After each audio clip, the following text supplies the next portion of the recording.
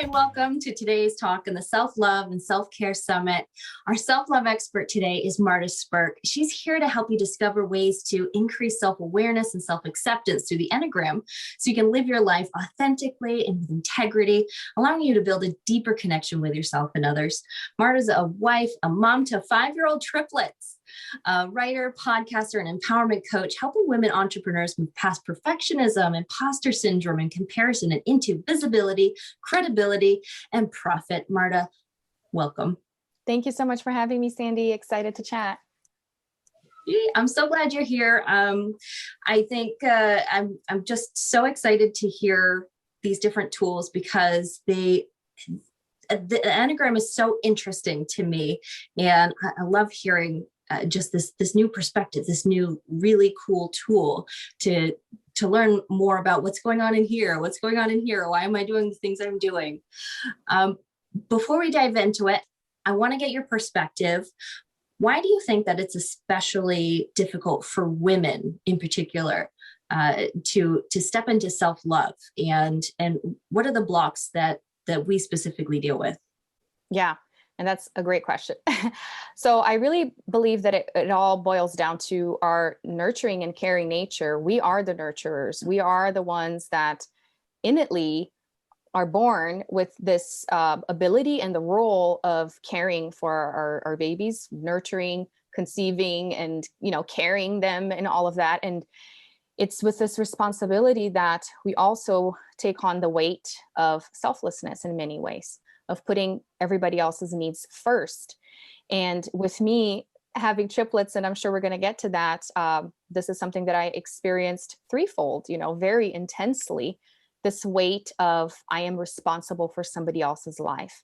And it is very real and true as a mom, but I believe that as women, we take that responsibility on with other people in our lives, with our spouses, with our parents, with friends. It's almost like our duty is to make sure everyone is taken care of and everyone is happy. And as we move through life, we understand that that is not possible. And even so, we still try, and it becomes even more overwhelming. It becomes debilitating. And once we understand that it is an impossible scenario, it's when we can go one of two ways: continuing on down that road, or we can decide, no, it's time for me to assert myself. It's time for me to say, no, it is my turn now. And there's nothing wrong with that. So I believe it's natural, but it doesn't mean we don't have a choice. So choice is such an important word to bring into the equation, because you're so right. We feel, not only do we want everyone around us to be happy, but we feel responsible for it. Like even if we're trying our best to help make this other person happy and healthy, and yet it's not working, we feel like we've failed, like it's our responsibility, the other person's emotions. Mm-hmm. And when we feel like this thing that we literally have no control over is our responsibility, we feel like there's no choice, like we're backed into a corner, and it creates this anxiety and this pressure and this feeling like we're not hitting our expectations. Mm-hmm. And choice is such an important word. So tell us more. I know everybody wants to hear more when it comes to having triplets. Is a pressure that most of us don't have to experience all three at once. Yeah. And I imagine, does that have something to do with your personal self-love journey? Yes, totally. So with me, I grew up in church. So I've had this background, and I've been a teacher for over 20 years. I'm from Brazil originally. I started teaching English when I was 14, obsessed with the language, obsessed with the culture, ended up marrying an American, and here I am living in the US. But I've always been interested in this aspect of empowering people, motivating people. This has been really something that I was born with, I believe. That's why I went into the career path that I did with being a teacher and all of that. But having triplets was really a plot twist that, of course, I wasn't expecting. No one would, right, expect to have multiples. I mean, it's really lottery with pregnancy and with life. It was such a lesson for me. I think motherhood brought this, and triplet motherhood for the first time, this idea of I don't have control over this. And just back to what we were just saying, we want to make sure everyone's happy. There's a lot of control issues there too that we don't understand, that we don't see, that it's, the control. There's also a pride. it's only done well if I do it. I have to be the one doing it. So it's not so much about you being selfless anymore. Even though there is that honorable intention, there's a lot of what's in it for me. How can I excel in this moment and be loved and be appreciated because I'm helping? So there's two sides to that as well. But so with me having this, unexpected situation, and a lot of it that what I talk about as well, that I'm still coming to terms with. And 5 years later, I'm unpacking a lot of the feelings and things that I was feeling in the beginning that I couldn't go through because I was just in survival mode. I mean, I'm still in survival mode in so many ways. We all are, right? In certain aspects when we talk kids. But it was a disappointment in a way. I was, trying to get pregnant, and you envision having this one baby. And then this happens, and it's like, wow, now I have to deal with this reality that I did not ask for, which even saying that has been a process for me to even admit and to even say, because people would, judge me. And even openly, when I would started sharing more about this on social media as part of my business, I had family members saying, "You're so blessed. Why would you ever say something like this?" But it's not that I'm ungrateful. It's that I'm just coming to term with my own vulnerability and with my own feelings, right? And I think as mothers in general, we should support each other and help each other into understanding that there are negative feelings and disappointments associated with motherhood, because this is life. It's not rainbows and butterflies all the time. So this is what really pushed me into understanding myself more and digging deeper into, why is this such an issue? Why am I struggling with this?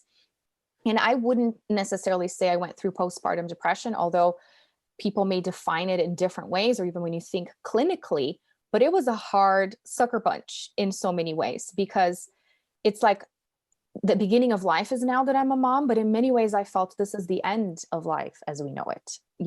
It was kind of like all of the dreams, the hopes, the things that I could do, holding one baby, going to the grocery store, that's never going to be my reality. And it's a little bit of a grieving process there. And I believe we go through this grieving in any transition in life. When you get married, there is a grieving too, because you're not leading your life on your own, or in my case, leaving your parents' home.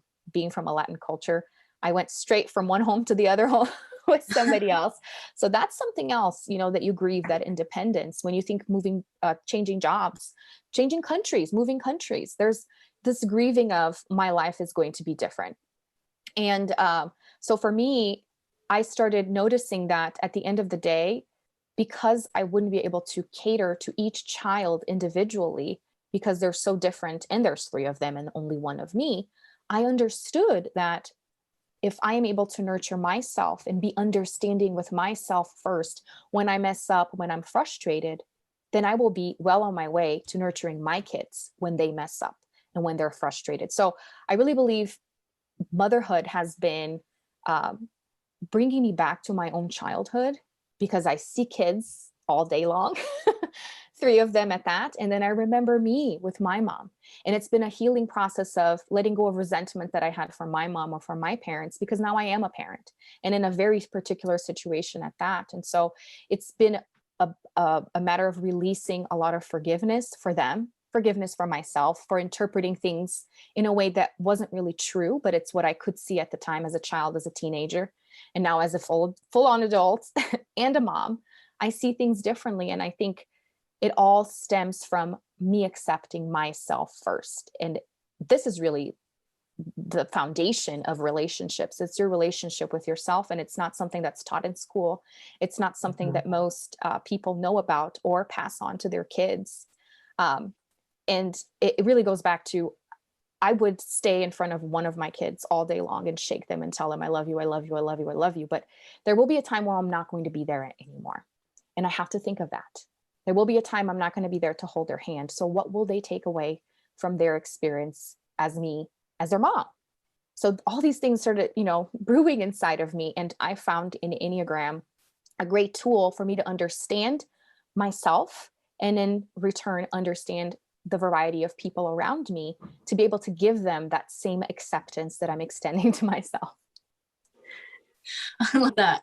Man, you hit so many points that a lot of women, I think even non-mothers could appreciate and totally resonate with.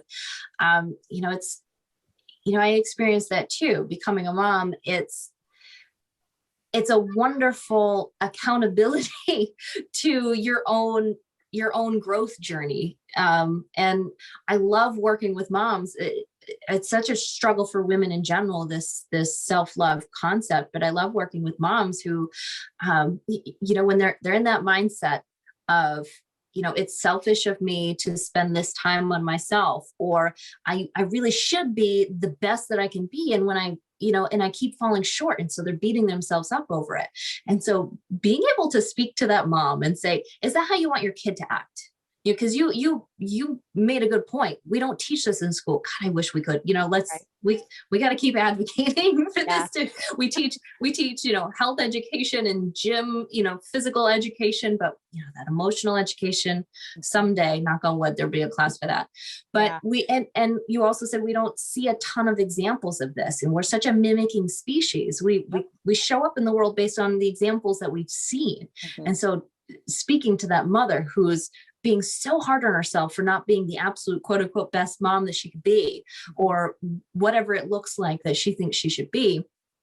I always ask her, is that how you want your child to grow up, to beat the crap out of themselves whenever they fall short, to believe that everybody else's life and emotions are more important, that they need to come first? And the answer is always, well, no, they want them to take care of themselves. And, it's a selfless thing to show what self-love looks like to your children so that they can see, oh, that's what it looks like.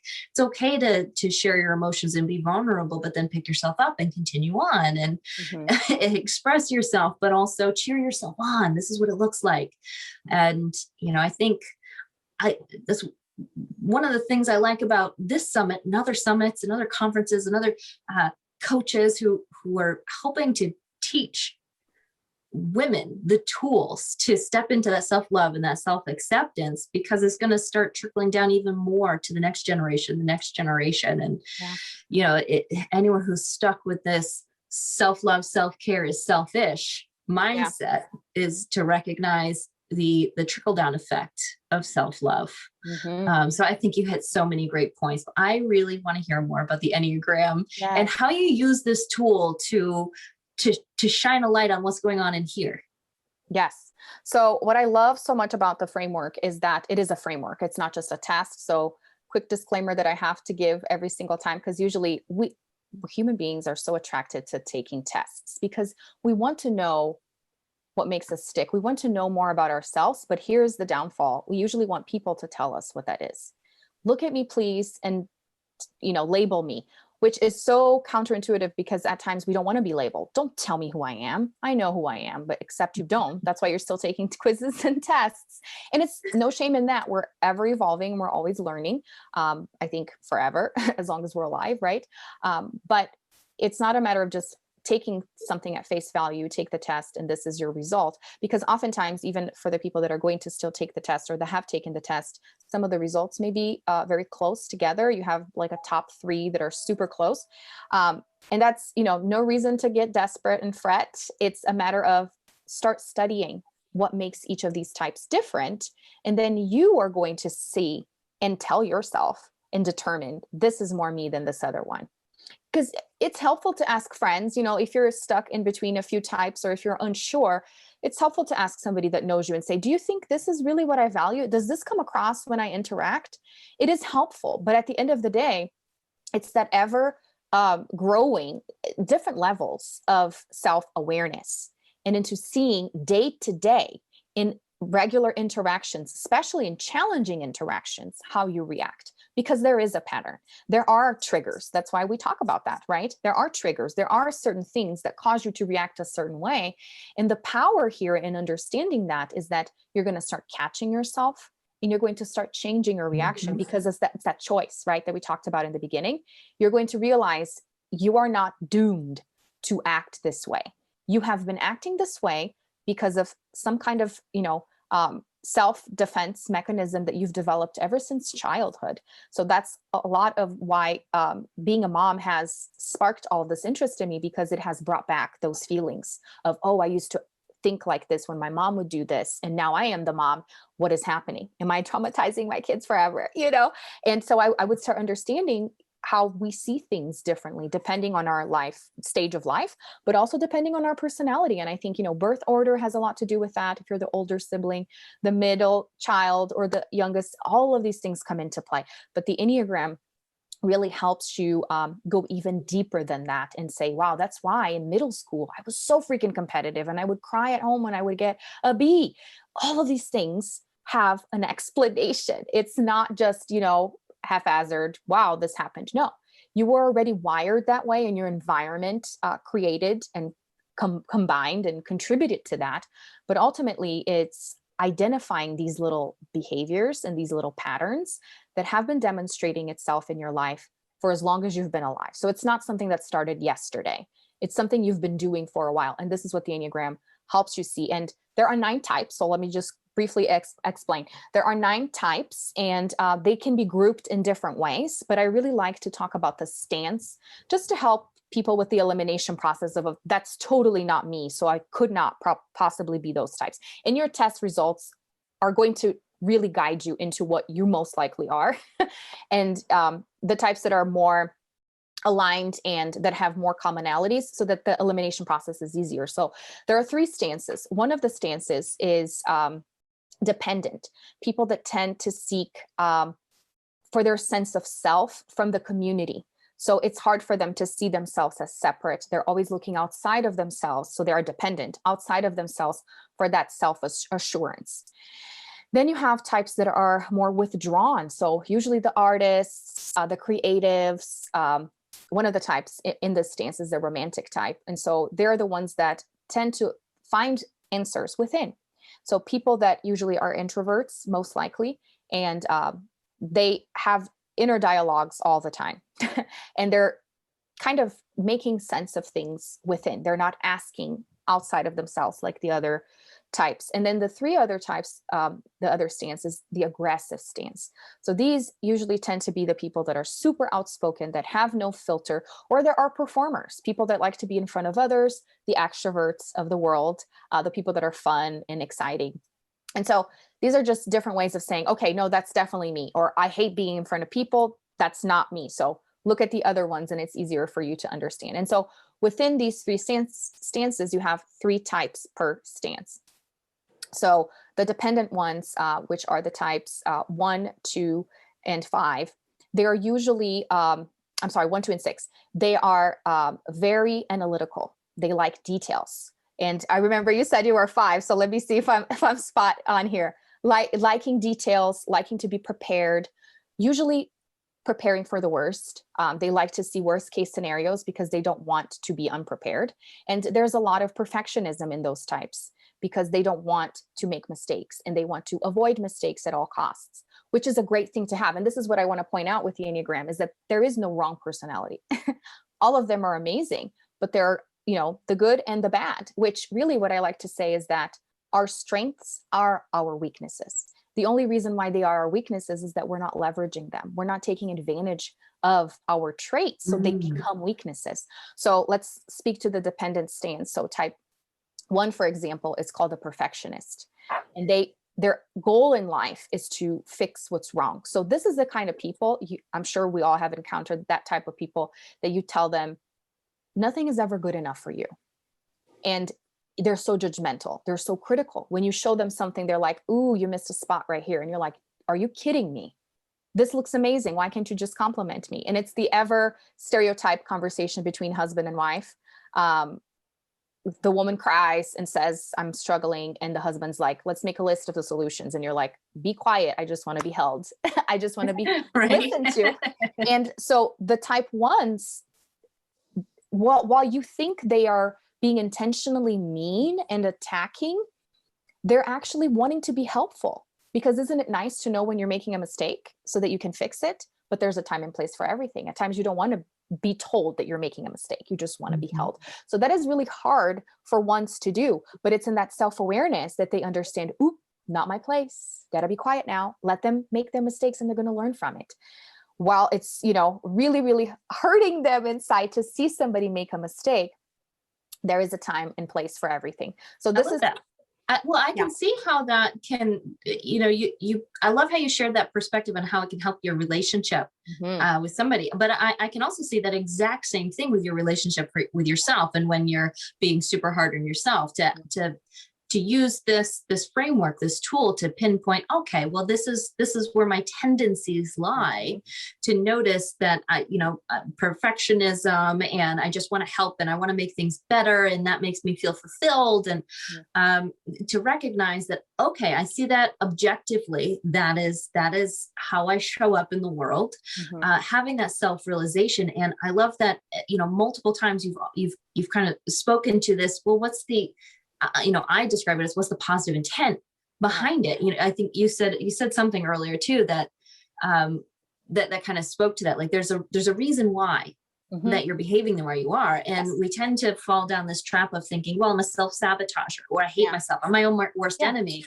And I think, you and I haven't spoken about this, but I have a feeling that you might think similarly to that I do, that you aren't a self-sabotager, that there's a positive intent behind your actions. Yes. And so in this case, if you know that you are a one and you tend to be a perfectionist, and it's getting you into trouble because you're beating the crap out of yourself every time things aren't perfect, or you're too afraid to try if it's not going to come out perfectly, or you give up when you're not going to come out first. That's really just on the inside saying, hey, I just want you to do a very good job. It's just kind of coming out the wrong way of saying you did a bad job, or you should have done more, or you could have done this better. Is that one example of how you can use this understanding, this framework to apply some more self-love? Yes, 100%. And even and it goes hand in hand with relationships with others. I believe the more you're able to see this in yourself, you see it in others. And then as you change your reactions, it's almost like you change the relationship with somebody else, because they're not going to do the same things because the pattern has changed. So you will notice as you're catching these behaviors and you're changing your reactions, people are going to say, are you not mad? What's going on? What? They're going to be confused. And so the dynamics is going to change. I can attest to that, like completely. It's so funny. Sometimes I work with wives who are on this personal growth journey. And one of the fears that they have is that they're going to almost leave their spouse behind. Like they're going to go on this journey and their spouse is going to stay the same. And they're afraid of how they're going to feel if and when that happens, that, okay, well, I've grown and they've stayed the same. Am I going to feel differently in this relationship? And one thing I explained to them is, because we are such a mimicking species, and we often unconsciously start taking on responses and actions that other people around us are doing, you do tend to see almost through osmosis this growth in the people around you. I noticed something similar on my journey too, when I started bringing this more self-awareness to maybe when I get mad at my husband, something that he did, when I'd ask myself the questions, okay, well, what's the story I'm telling myself here? And I would use that as a tool. It was a personal growth tool, but I would use it within my relationship and say, look, the story I'm telling myself is because you didn't thank me for that you don't appreciate the work that I do. And, now that I say that out loud, like, I know you appreciate me. You probably were just tired or something like that. And so I use this as this self-awareness tool as a communication tool within my relationship. And then I caught him doing it back to me. He said that to me once. He goes, the story I'm telling myself is, and I was just like, look at that. I've done well. That's amazing. That's when it's all working out. When it starts rubbing off on people, and especially the hardest people, which are the people we have the most contact with. Yeah, that's totally it. Well, let me know if you want me to go walk through each of the types briefly and just kind of explain the downfalls, strengths and weaknesses, or what would be more helpful. Well, I think, if you could give more examples of what this Enneagram framework is really a self-realization tool. Yeah. Can you give some more examples, maybe using some of the other types in how finding this self-awareness of, okay, well, this is how I've been showing up in the world. This is the way I tend to react to things, and how you can use that understanding to be more self-compassionate, more kind to yourself, bring some more self-love, some change. Yes, definitely. So for the ones like we just said, it's all about understanding that we all say we are our own worst critic, but for the ones, this is really the truth. This is their reality. So whenever you see someone that is so critical, remember that they're doing that to themselves as well. So it's not just you. It's not personal. They're doing it to themselves. It's stemming from what's going on in their heads all of the time. So paying attention to that self-talk is going to be huge for the ones, I mean, for all of the types, but especially for the ones, because that's what keeps them in action, because perfectionism really breeds inaction. And it's all about, taking the risks. You don't know what's going to happen. Just go for it. And understand that you have this amazing ability of making things right. You have innately this ability of details. I mean, we need engineers. We need all the people that work with numbers. My gosh, if I were to build a building, I would not advise anyone to go in there. But for the ones that have this ability, this is an amazing gift that you have, but use it wisely, right? With yourself and also with others.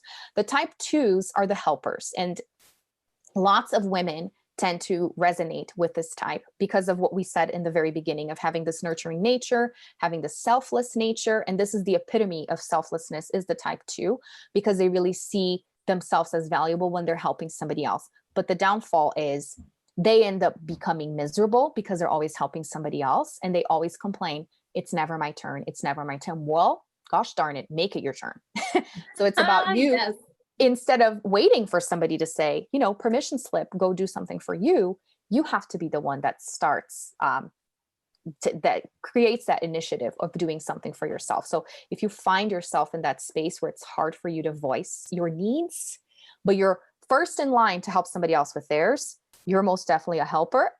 There's nothing wrong with you. You are not broken. It's just the way you're wired. And now it's a matter of becoming more aware and really finding different ways that you can sneak this selfish in a good way attitude in. And also what I always like to encourage for all of types is pay attention to when you did these things. Praise yourself. Oh my gosh, I actually said that I needed something. Remind yourself, because it's going to be easier for you to keep doing it. It's like you've done it once. That means you can do it twice. That means you can do it 3 times. For the ones, I was quiet, I didn't tell anybody that they were making a mistake. You can do it again. So just remind yourself of that. The type 3s, which are my types, the one that I know the most, they are the achievers. So they're always looking for accomplishing more. So when you see, people that do a billion things and they do it really, really well, usually what people tell the 3s are, is there anything that you can't do? And that just fills them up. Big head. They feel amazing. But the downfall for the 3s is that that's how they see themselves as valuable.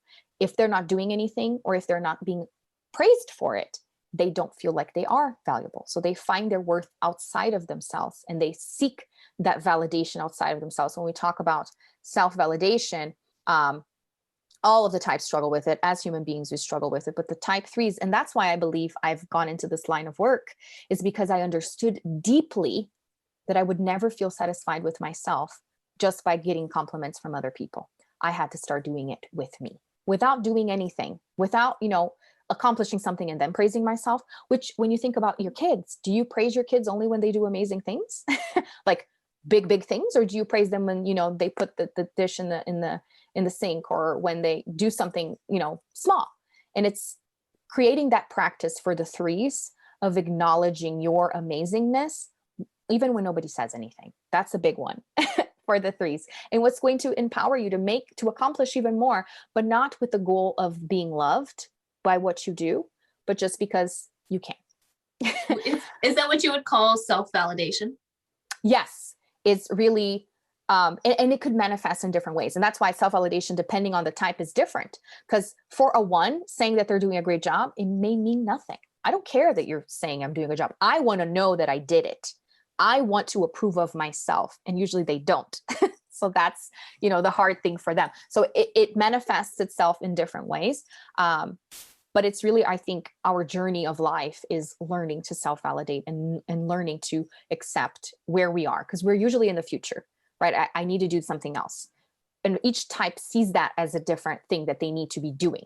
And really our goal here is rest, take a step back, what is your worth? Just being who I am. Who is that? And then looking into the specifics, because everyone's different. I like that. Why do you think that women have a hard time with that? With the, I can definitely see how self-validation might look and feel a little different for each of these different types of people.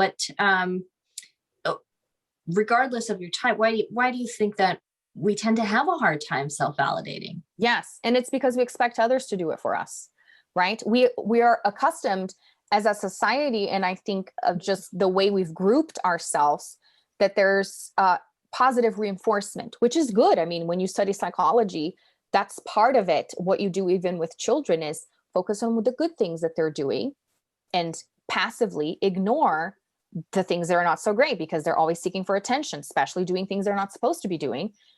But if you give them the attention that they're needing, that they're looking for when they're doing something negative, guess what? They're going to do it again.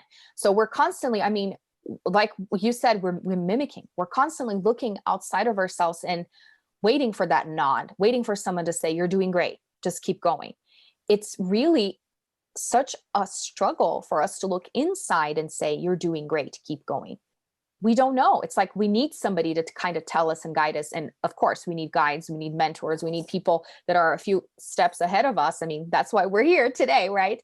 But at the end of the day, like I've been saying, you're the person you spend the most time with. So if you can't trust your own opinion, if you can't trust your own compliments, my gosh, what are you even doing? Right? You need to be able to look at yourself and give yourself that first and foremost.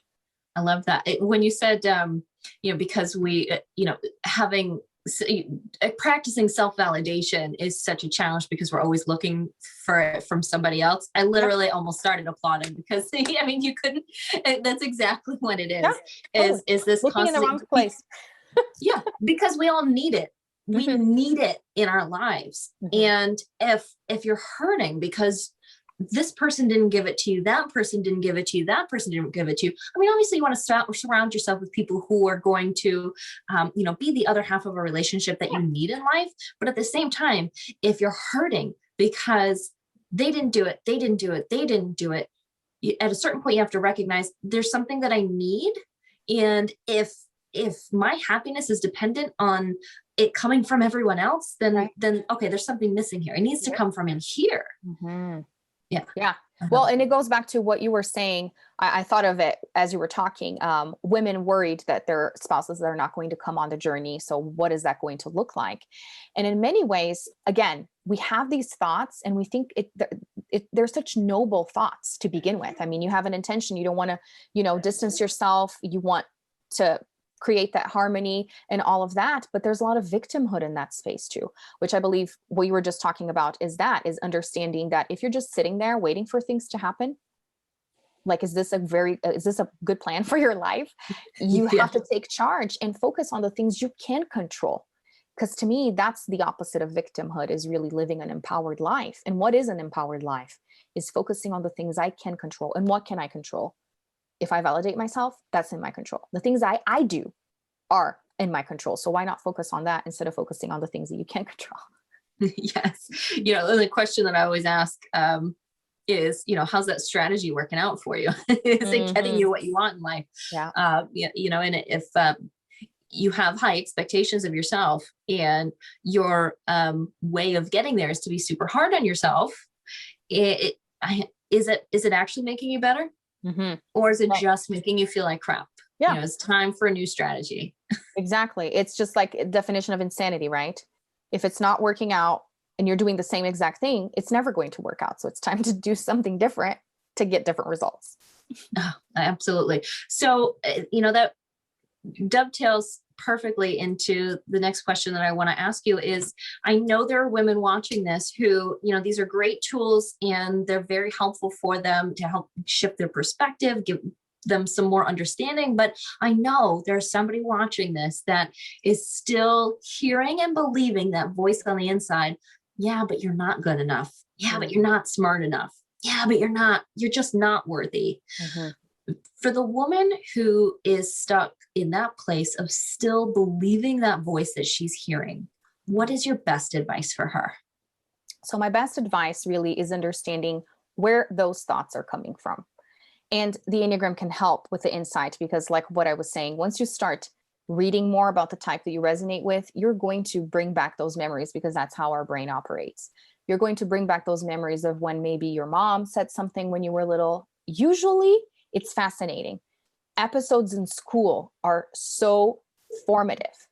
Things with interactions with teachers, interactions with peers, whenever somebody told you, I'm not your friend anymore, silly things that you would tell a child, get over it, we hold on to.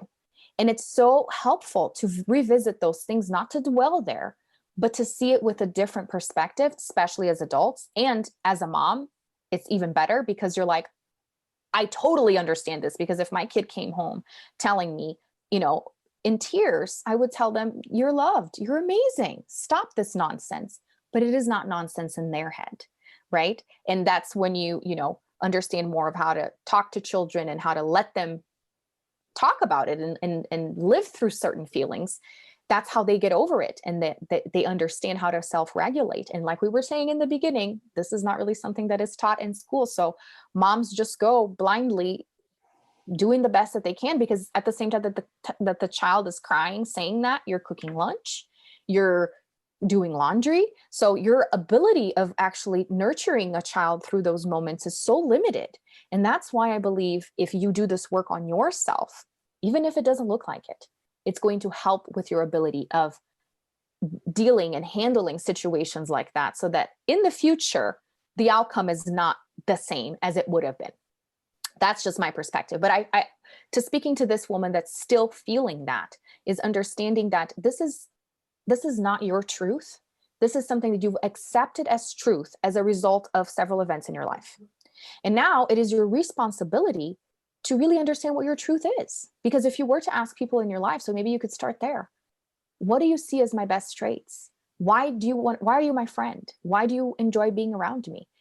And it's really being proactive and looking for the positive things and focusing on that instead, because it's really a choice. Again, you're either choosing to replay the tape that says you're unworthy, that probably started back in the day, or you can choose instead to replay the tape of you're amazing. And that's why we talk, because I talk to entrepreneurs a lot, is keep some testimonials handy. Go look into reviews that you've received in the past when you're feeling down, and you will see that there's always, a rainbow at the end of the path, a rainbow that comes out after the storm. It's just a matter of perspective, and it's just a matter of choosing to see the good, because at the end of the day, that's gratitude, and gratitude for yourself, which I also like to call pride, pride for who you are. I love it. Another excellent reminder that just because this thought is in your head, just because you believe it, it doesn't mean it's truth. Yeah. It's just the idea that you've attached to, you unconsciously chose to attach to it. Yes. Yeah. So we need to consciously detach. Exactly. And choose a thought that's going to serve you best. Right. Mm-hmm. Yeah. And again, it takes you leaving that space of victimhood and say, hold on, I can actually change the way I think about myself. Yes, you can. Yes, I love it. Yes, you can. I love it. And I think a really excellent practice is your self-love mirroring exercise that you have a free video to walk people through. Can you tell us about that? Yes. So this is an exercise that has been developed by Louise Hay, who's an amazing coach and talks a lot about emotional intelligence and self-love.